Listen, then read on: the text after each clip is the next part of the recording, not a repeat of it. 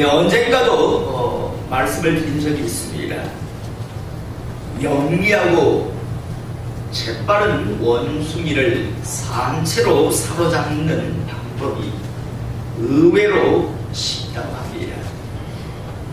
밑둥이 크고 입구가 좁은 튼튼한 그릇을 준비해서 그릇 안에 원숭이가 좋아하는 크기가 큰 견과류를 넣어두고 그 그릇을 기둥과 같은 그런 곳에 밧줄로 단단히 묶어두면 견과류 냄새를 맡은 원숭이들이 몰려와서 그 그릇 안에 있는 견과류를 먹으려고 합니다.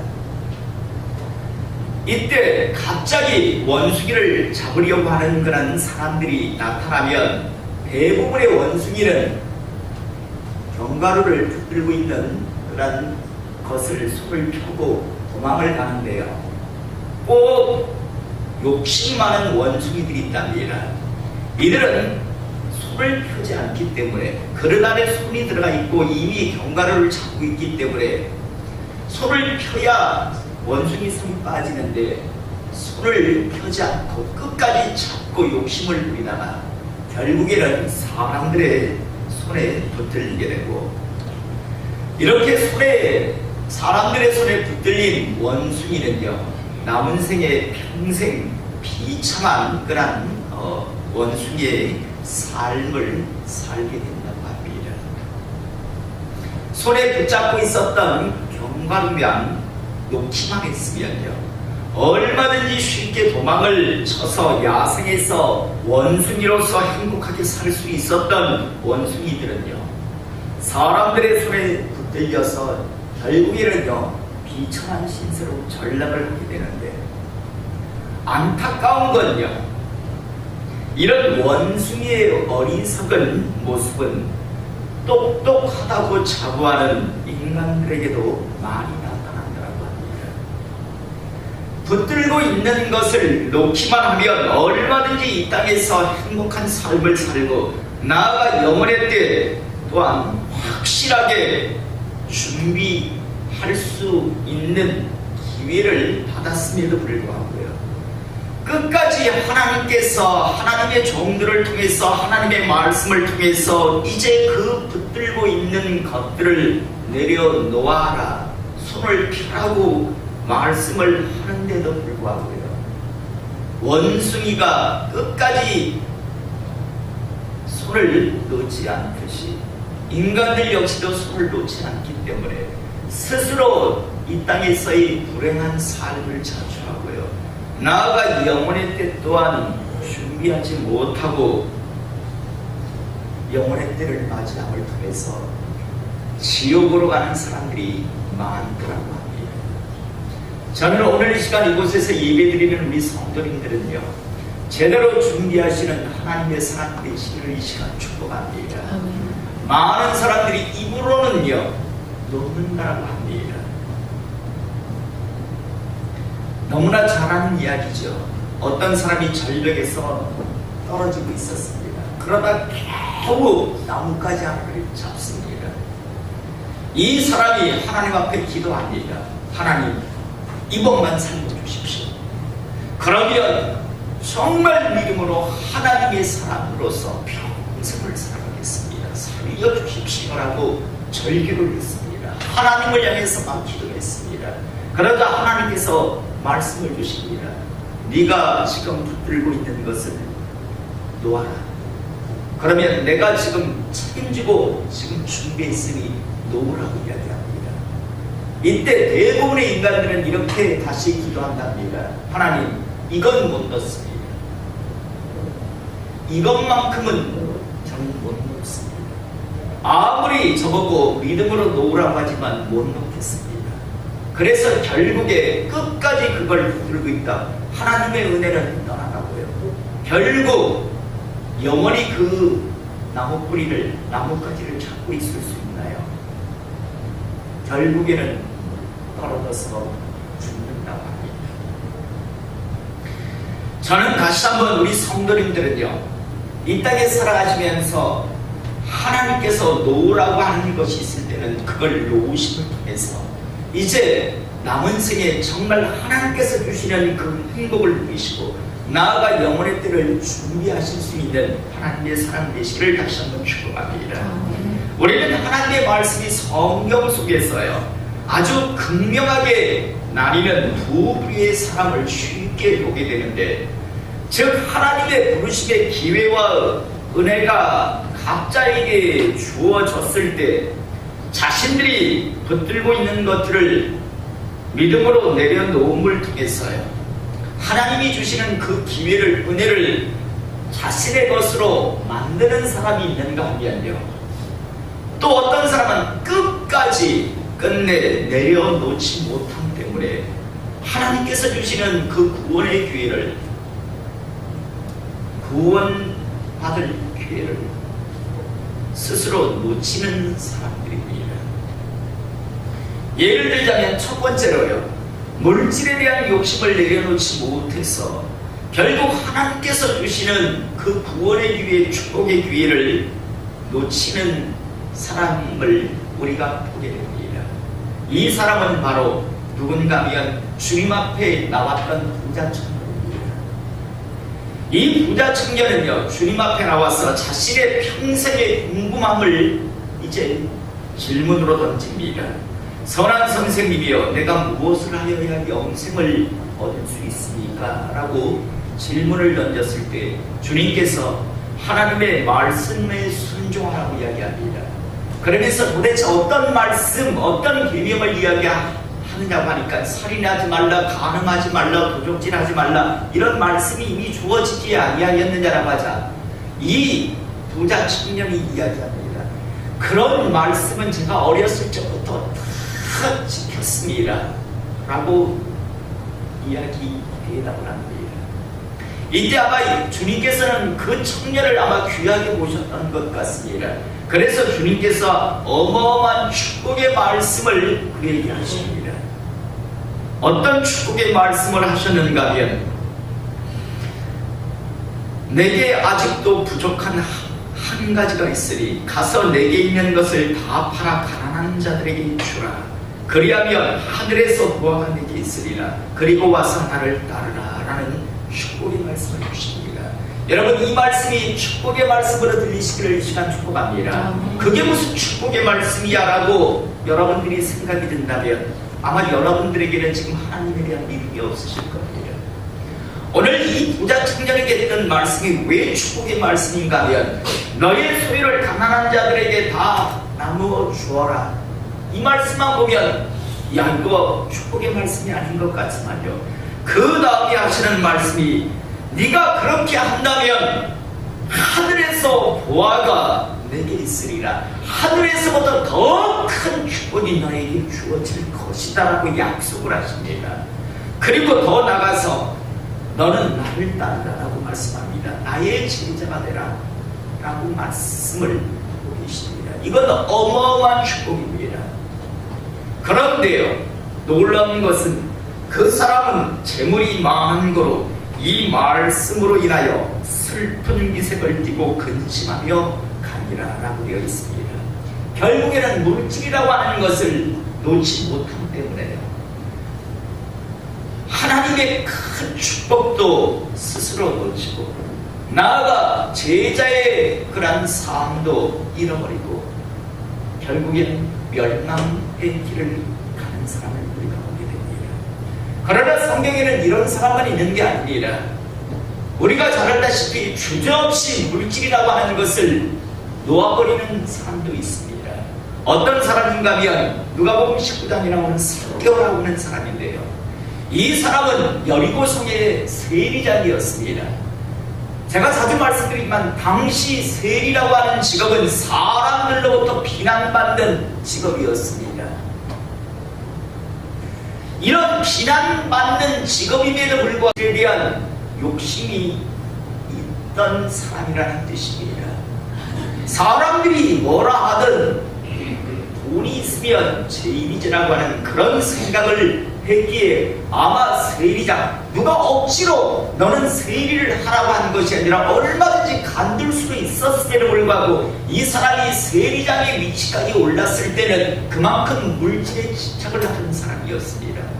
그런데 어느 날 이 삭개오라고 하는 사람이 주님을 만납니다.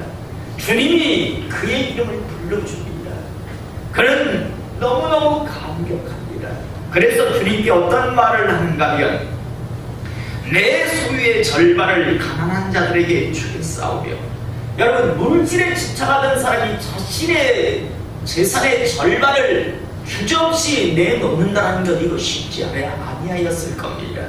그리고 나서 만일 누구의 것을 속여 빼앗은 일이 있으면 혹여나 제가 세리의 직을 감당하다 부당한 어떤 일을 했을 경우에는 내가 쩔나 갚겠나이다 라고 고백을 합니다. 여러분, 지금까지 물질에 대해서 집착하고 있었던 이 사람이 주님을 만나는 순간 순식간에 그 붙들고 있는 것을 놓아버리는 것을 우리가 보게 됩니다.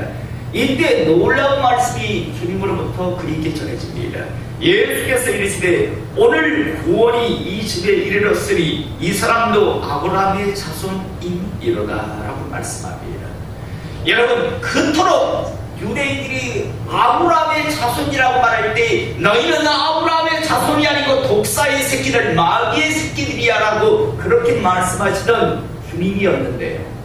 그런데 정작 당시 비난받던 세리장 삭개오에게는요, 오늘 이 집에 구원이 이르렀다라고 하며 이 사람도 아브라함의 자손이다, 다시 말해서 이제 이 사람도 하나님의 백성이다라고 인정하시는 것을 우리가 보게 됩니다. 한 사람은 끝까지 그걸 놓지 못해서 주님의 말씀이 그에게 주어졌음에도 불구하고, 기회가 주어졌는데도 불구하고 끝까지 놓지 못함 때문에 결국 그 기회를 스스로 놓치는 사람이 있는가 하면, 삭개오라고 하는 사람은 주저없이 그 기쁨과 감격과 믿음으로 놓아버림을 통해서요, 그는 하나님의 자손이 구원의 백성이 되는 것을 우리가 보게 됩니다. 여러분, 하나님을 믿는 사람은 다 전 재산을 갖다 바치는 그런 것이 아닙니다. 여러분, 물질에 집착하며 사는 것이 아니라 물질을 사용할 줄 아는 하나님의 사람이 되시기를 이 시간 축복합니다. 그리고 하나님의 말씀에 순종할 수 있기를 원합니다. 오늘 첫 번째로 물질을 놓지 못해서, 물질을 놓음 때문에 구원받지 못하는 사람과 구원받는 사람, 기회를 놓치는 사람과 붙드는 사람을 우리가 보았습니다. 그 다음 두 번째로 세상의 권세, 권력, 힘에 대한 욕심을 내려놓지 못해서 결국 하나님께서 주시는 구원의 기회, 축복의 기회를 놓치는 사람과 믿음으로 이제 과감하게 그 권세, 권력, 힘을 내려놓음 때문에 하나님이 주시는 구원의 기회를 붙드는 그런 사람이 성경 속에 나옵니다. 끝까지 내려놓지 못함 때문에, 다시 말해서 권력, 권세, 힘이라고 하는 것을 내려놓지 못했어요. 구원받지 못하는 사람이 있는데 누군가 하면 사두개파 사람들입니다. 여러분, 사두개파라고 하는 사람은요, 사독 제사장의 후손들이었습니다. 예수님이 이 땅에 오셨을 당시에도 이들은요, 제사장직을 독점하고 있었습니다. 사독이라고 하는 제사장은 다윗 시대 이후에 계속해서 제사장직을 감당했고, 예수님이 이 땅에 오셨을 때도 그들은, 그 후손들은 제사장직을 감당하고 있었습니다. 여러분, 이스라엘은 신정국가입니다. 그래서 제사장이 된다는 것, 대제사장직을 갖는다는 건요, 어마어마한 권력과 권세와 힘을 갖는다는 겁니다. 그래서 예수님 당시에 대제사장이었던 안나스라고 하는 사람은 사도 후손의 자손이었지만요, 이 사람은 온갖 술수를 다해서 자기가 대제사장직을 가지고 권세를 부리다가 결국 많은 비리를 저지르는 것 때문에요. 결국 쫓겨나니까 나중에 자기 자식들을 계속 제사장을 시키다가 또 안 되니까요. 나중에는 자기의 사위까지 제사장을 시키는 대제사장직에 오르게 하는 사람이 바로 안났습니다. 예수님 사형 판결을 할 때요. 도왔던 사람은 가야바라고 하는 사람인데 이 가야바라고 하는 사람은 안나스 대제사장의 사위였습니다. 이미 그의 두 아들이 대제사장직을 하다가 역시 여러가지 비리에 연루돼서 쫓겨나니까 사위를 결국 대제사장 자리까지 앉히는 그런 사람이 안나스였는데요. 자, 어찌됐든 이런 사람들을 다 사두개파 사람이라고 하는데요. 여러분, 이 사람들은요 바보 멍충이들이 아니었고 소경들이 아니었습니다. 누가 봐도 예수님께서는 메시아 그리스도라는 것을 알 수 있었습니다. 왜냐하면 표적을 보여주고 계셨거든요. 다른 사람은 몰라도 당시에 이 사두개파 사람들은 이미 오랜 시간 제사장직을 감당해오며 메시아 그리스도가 이 땅에 오시면 어떤 사역을 하시는가 그들은 분명히 알고 있었습니다. 누가 봐도 예수님은 메시아 그리스도였습니다. 그들은 그 현장에까지 가 있었던 사람이었습니다. 그런데 이들이요 나중에 보면 예수님을 결국은 죽이는데 앞장섭니다. 나중에 예수님이 부활하셨다라는 그런 소식을 전해 듣자 가짜 증인을 세우면서까지 끝까지 예수님이 메시아 그리스도가 아니라고 그렇게 주장하며 사람들에게 가르칩니다. 왜 그랬을까요?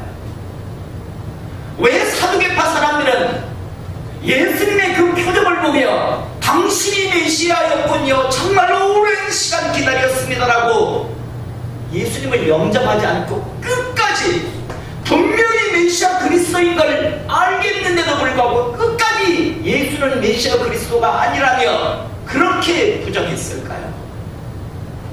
여러분, 예수님이 메시아 그리스도면 이제 더 이상 이 세상에는 제사장직이라고 하는 직이 존재할 필요가 없어지게 됩니다. 제사장이 뭡니까? 하나님과 인간 사이를 중보하는 그런 사람의 직분인데 결국 예수님이 이 땅에 오시면 더 이상 제사장이라고 하는 직은요 있을 필요가 없어집니다. 여러분, 그들은 알고 있었습니다. 만약에 예수님이 메시아 그리스도면 자신들은 더 이상 이스라엘 땅 아래서 권세와 권력을 힘을 누릴 수 없다는 것. 그래서 그 권력과 권세를 계속 유지하기 위해서 예수는 메시아 그리스도가 아니어야 했습니다. 어떻게든지 가짜를 만들어서 제거해야 했었습니다.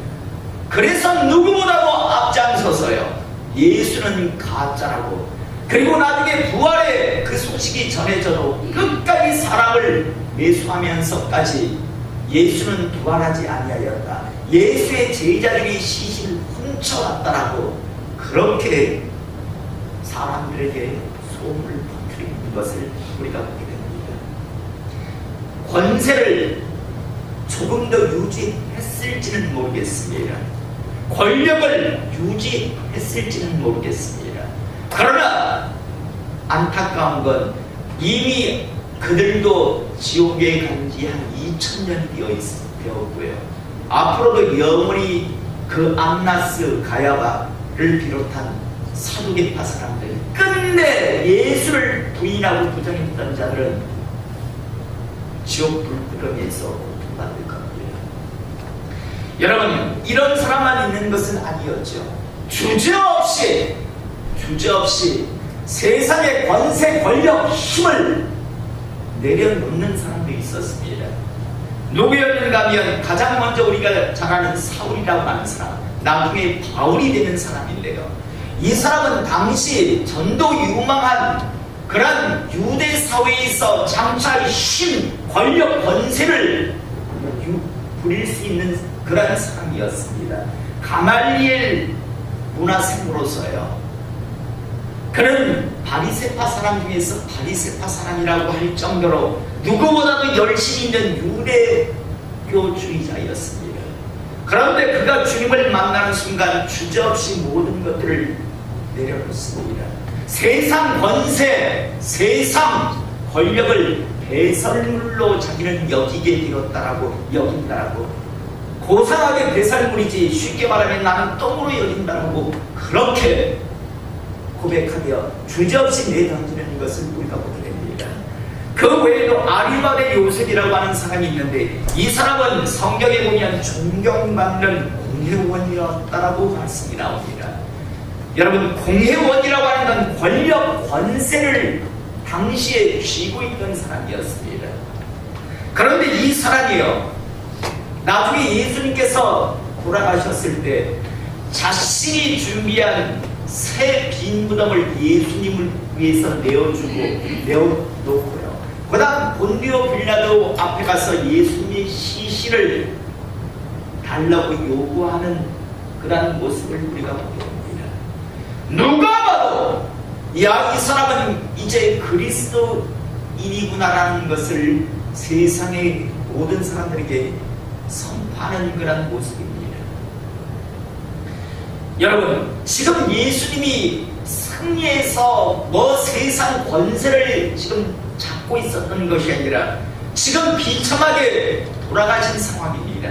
그런 상황에서 나는 그리스도인이다라고 이제 밝힘을 통해서 아리마대 요셉이라고 하는 사람은 그 이후에 결국 유대 사회에서 매장당할 수밖에 없었을 겁니다.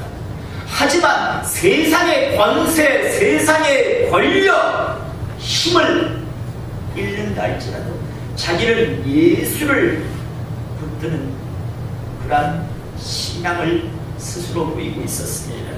또 니고데모라고 하는 사람 역시 유대인 지도자라고 성경에서 말씀하고 있습니다. 이 사람은 예수님께서 돌아가신 이후에 장사 지낼 때 몰약과 침량을 주님의 장례를 위해서 가져옵니다. 이 사람 역시도 공회원이었는데요. 아리마대 요셉, 니고데모, 나아가 사울이라고 하는 사람은요, 세상의 권세, 권력, 힘을 얼마든지 누릴 수 있었지만 이제 주저없이 모두 내려놓은 때문에 이제 주의 백성이 되었고요. 그들은 영혼의 때를 확실하게 준비하는 사람이 되었습니다. 사두개파 사람들, 안나스, 가야바 같은 사람들은 끝까지 세상 권세, 권력 내려놓지 못해서 결국에는 자신의 영혼의 때를 준비하지 못했고요. 하나님이 주시는 구원의 기회, 은혜, 축복을 스스로 저버렸고, 사울이라고 하는 사람, 아리마대 요셉, 니고데모 같은 사람은 주저없이 세상 권세, 권력을 내려놓은 때문에 자신의 영혼의 때를 준비하는 것을 우리가 보게 됩니다. 또 세 번째로 세상의 명예, 인기에 대한 욕심을 내려놓지 못해서요, 결국 하나님께서 주시는 구원의 은혜, 기회를 놓치는 사람과 하나님을 향한 믿음으로 기쁨으로 내려놓음 때문에 하나님 주시는 구원의 기회의 은혜를요 꽉 붙드는 사람이 있습니다. 이 대표적인 사람이 누군가 하면 바리새파 사람들입니다. 여러분, 많은 사람들이 바리새파 사람 하면, 바리새인 하면요 나쁜 사람이라고 생각하지만 이들은 처음에는 정말 좋은 사람들이었습니다. 구약과 신약의 중간기에 워낙 하나님을 믿는다고 하는 사람들이 이건 믿는 것도 아니고 믿지 않는 것도 아닌 그런 모습을 보이자요, 몇몇의 무리가요, 우리는 하나님을 정말 제대로 믿겠다, 저렇게 시시하게 믿지 않겠다, 정말 한번 하나님답게 섬기려 우리는 하나님의 백성으로 살겠다라고 그렇게 모인 종파가요 바리새라고 하는 종파입니다. 그래서 바리새라고 하는 뜻은 분리된 자라는 뜻입니다.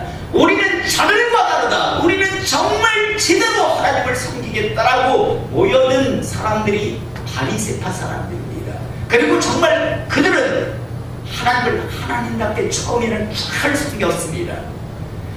잘 하나님을 섬기다 보니까 유대 사회에서 바리새파에 속한 사람들을 보면 존경했습니다. 존경했다는 건 다른 표현으로 인기가 서서히 이제 생기기 시작했습니다. 야, 저 사람들은 우리와 달라. 저 사람들은 정말 하나님을 잘 섬기는 사람. 저 사람은 바리새파 사람이야. 이러면서 서서히 사람들로부터 존경과 인기가 서서히 그들에게 이제 쌓여지기 시작합니다. 그런데 여러분, 인간들은 그 마음을 잘 유지하면 좋은데 대개는 유지하지 못하죠. 점점 사람들이 존경해주고 사람들의 인기를 얻으니까 나중에는 그 인기를 유지하고 싶습니다. 사람들로부터 계속 존경을 받고 싶습니다. 그러다 보니까 어떤 짓을 하는가 하면 사람들에게 보이려고, 처음에는 하나님에게 보이려고 신앙생활을 했던 사람들이 시간이 지나면서 하나님이 아니고 사람이 되었어요. 헌금을 할 때도 사람들에게 보이려고 헌금을 합니다. 연복교회에 헌금을 하는데 저쪽에 항아리를 같은 걸 놓고 이쪽에서 헌금을 던지면서 합니다. 내가 얼마나 많이 하니까 사람들이 보라는 겁니다. 기도를 해도 골방에 가서 기도하는 것이 아니라 사거리 길거리에 쌓이면 사람들이 많이 모이는 회당에 가서 손들고 기도합니다. 금식을 하면 예전에는 정말 하나님만이 아는 그런 금식을 하던 자들이요, 어느 순간부터요, 나 금식해요 라고 하면서 누가 봐도 아 금식하는구나 라고 하게 해요. 그렇게 금식을 했습니다.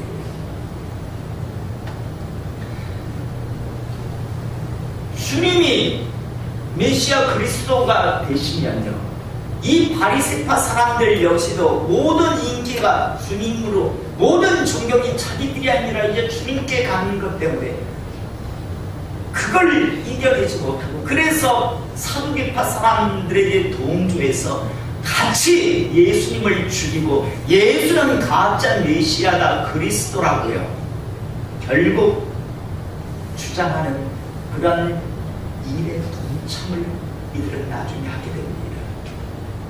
그 존경, 그 인기를 계속 유지하고 싶었어요. 예, 조금 더 그 존경, 인간들로부터 존경을 받았을지 모르고 인기를 누렸을지 모르겠으나 그들은 놓치고 있었던 게 있었습니다. 자신의 영혼의 때였습니다. 그들은 사람들로부터 인해 사라질 그 존경과 인기라는 것을 계속 유지하고 싶었을지는 모르겠으나 그러나 자신들이 무엇을 잃어버리고 있는가를 몰랐습니다. 그들은 천국을 잃어버리고 있습니다. 하나님께서 주시는 기회를, 은혜를 놓치고 있었습니다. 물질 때문에 놓치고 세상의 권세, 권력 계속 유지하겠다라고 욕심부리다가 기회를 놓치고요, 사람들의 존경, 인기, 평판, 그거 붙들려고 하다가요 놓치는 사람입니다. 여러분, 그러나 모든 사람이 다 이 인기, 존경을 붙들려고 한 건 아니었습니다. 우리가 잘 알다시피 예수님 직전에 가장 인기 있었던 사람은 세례 요한이었습니다. 심지어 세례 요한은 혹시 메시아 그리스도가 아닌가라고 그렇게 여김을 받을 정도로 인기가 있었습니다. 존경도 받았습니다. 그런데 제자들이 와서 항상 이야기할 때마다 그런 이야기합니다.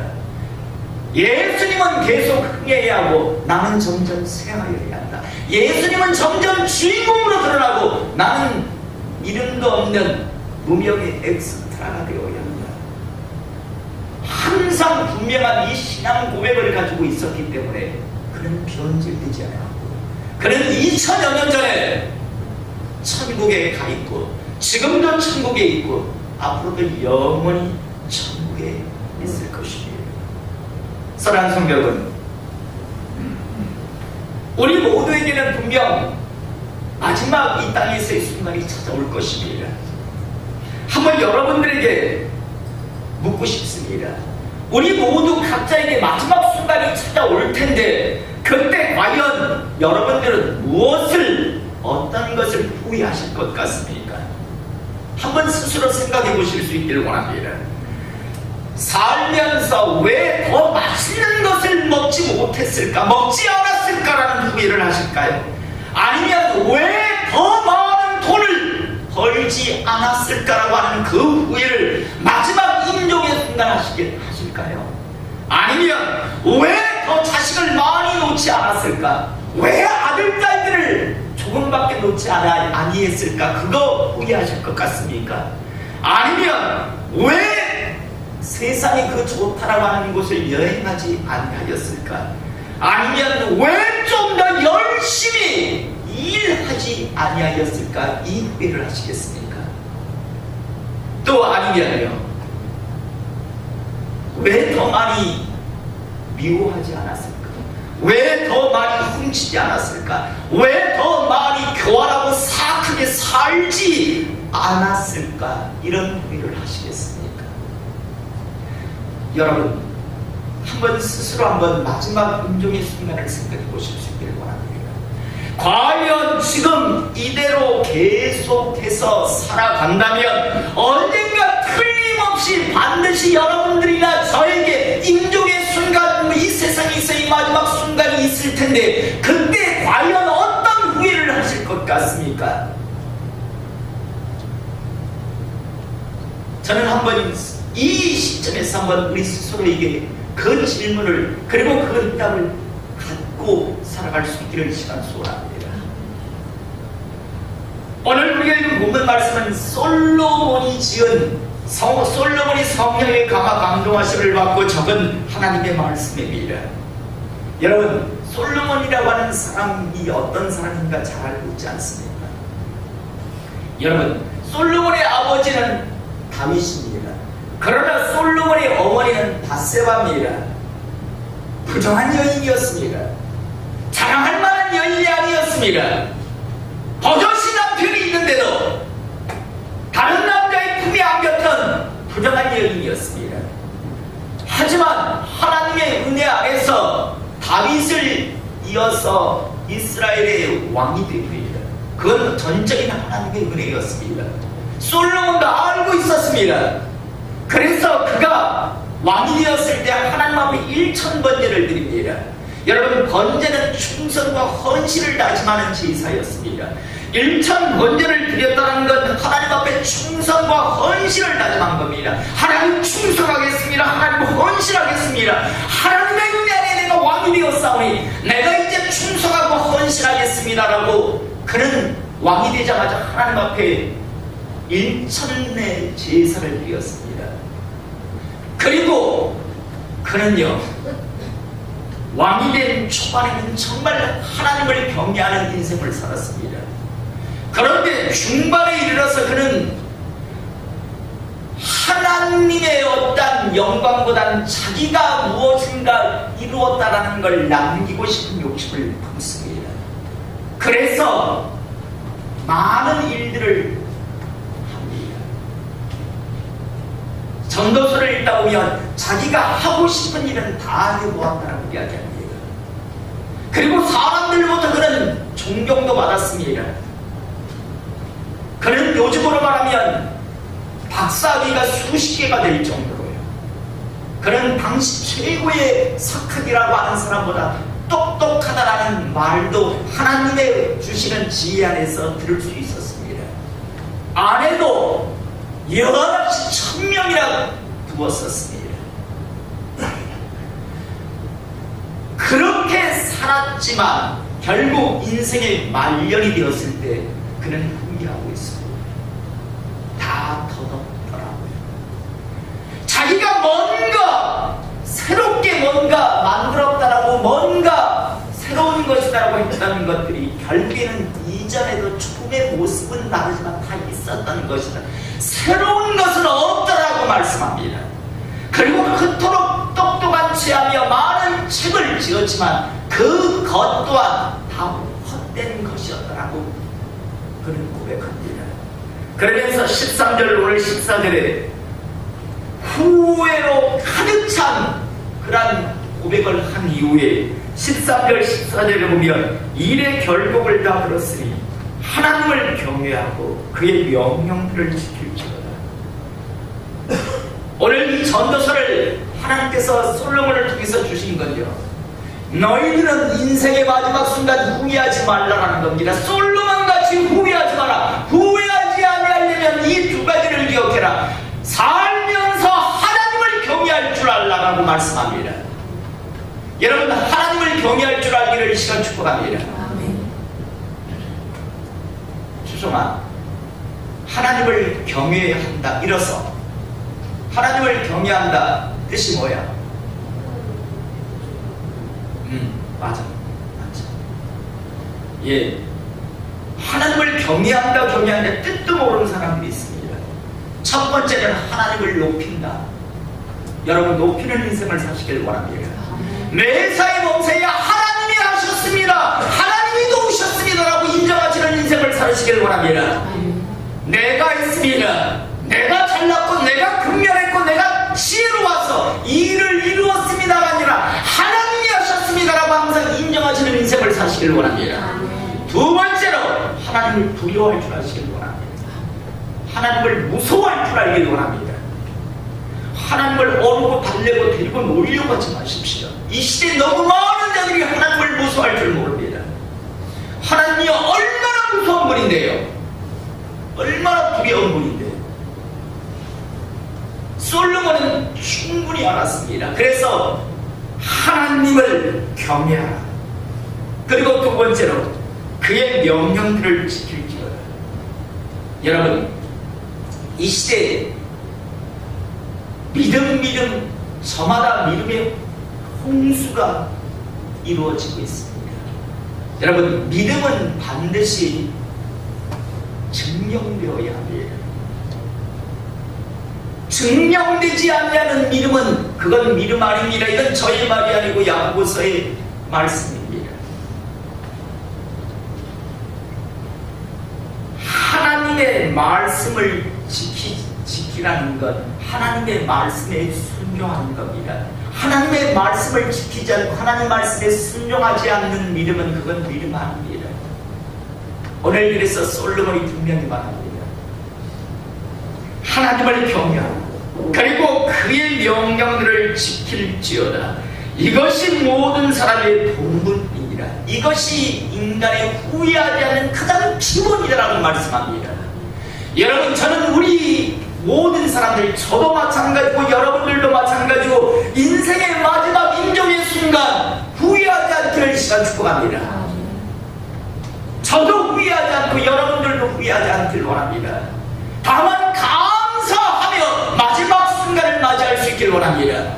그러기 위해서는요, 오늘 이 말씀 하나님을 경외하고 그의 모든 명령들을 지킬 때 이것이 바로 후회하지 않는 길이고 이것이 바로 인간이 가져야 할 본분이라고 오늘 성경은 분명히 말씀합니다. 나아가 14절에 하나님은 모든 행위와 모든 은밀한 일을 선악간에 심판하십니다. 여러분, 반드시 잊지 마시기 바랍니다. 언젠가 반드시 주님 앞에 서는 그 순간 하나님을 정말 경외하는 인생을 살았는가, 하나님의 말씀에 순종했는가를 반드시 선악간에 판단받을 때가 있다는 사실을 꼭 기억하시고요. 오늘 이 시간 다시 한번 이 얘기를 통해서 마음에 새기십시오. 나는 내 인생의 마지막 순간 후회하지 않으리라.